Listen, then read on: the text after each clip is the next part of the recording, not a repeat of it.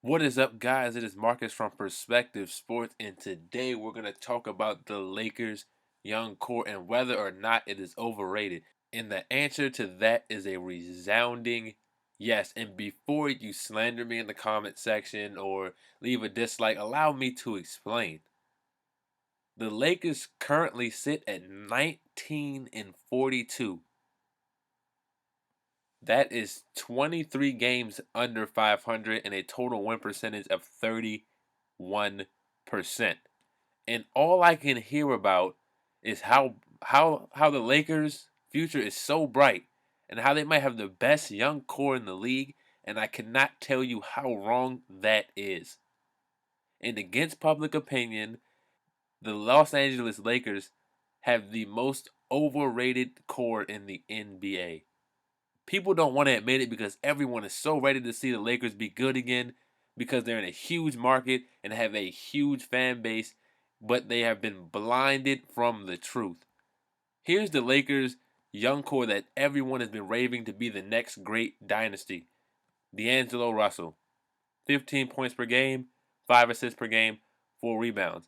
As for Russell, I feel like he would be a good, solid player in the NBA. Definitely a starter, definitely a high tier starter that I would love to have on my team, but not the superstar everyone thinks he'll turn out to be. I don't think DeAngelo Russell will be dominating the league at will in the years to come. I think he'll be a very, very, very solid point guard, but if I'm starting a team today, I will not build my entire franchise around him. And on a championship team, I think he'll be a very solid second or third option. Up next, we have Julius Randle, who's averaging a respectable 13 points per game, 8 rebounds, and 4 assists.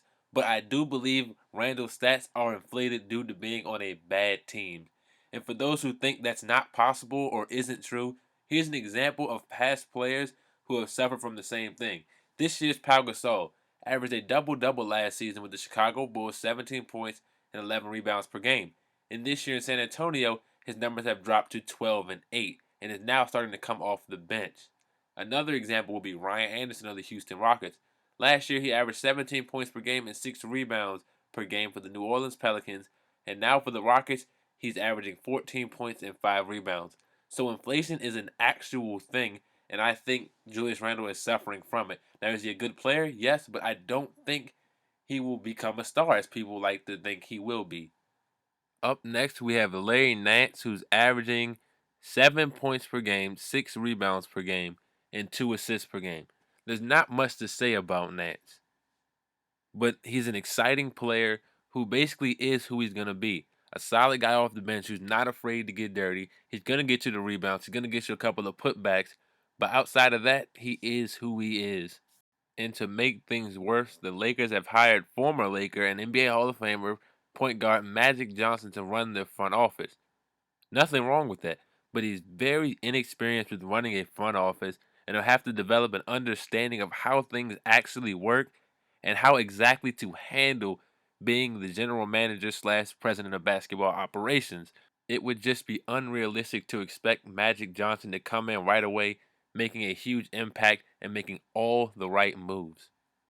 But on a positive note, the only player on the Lakers I feel is being used right, receiving the right amount of hype and respect is Jordan Clarkson, who's averaging 14 points per game, 3 rebounds per game, and 2 assists per game.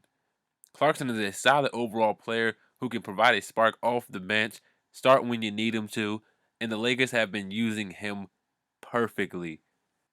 But another thing that bothers me is when I hear people say that stars want to go to LA to play with this young core. We hear it about every big name free agent. LaMarcus Aldridge, Paul Millsap, Kevin Durant, didn't even get an interview with him. DeMar DeRozan, and you get the point.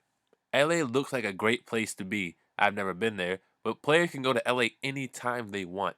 That doesn't mean they want to play there. That they're young, but in addition to that, that is also saying that players don't view their core as being that good. I don't see that much potential in this core, and the players don't see it. If you want to see a legit young core and what that looks like, go take a look at the Boston Celtics, second in the East. The Washington Wizards, third in the East. The Philadelphia 76ers, once Ben Simmons and Joel Embiid, if Embiid can just stay healthy, can be a solid team in the future. The Portland Trail Blazers with Lillard and McCollum, Allen Crabbe, and the Minnesota Timberwolves. Compare any of those scores to the Lakers, and the Lakers don't come close. And here's a fun fact on top of that, too. All of these teams are younger than the Los Angeles Lakers and have better records than the Los Angeles Lakers. Well, there you guys have it. That's my opinion on the Los Angeles Lakers young core. I do happen to think they're overrated. I did leave Brandon Ingram out of the video because he's too young to judge whether he'll be that much of an impact player right now.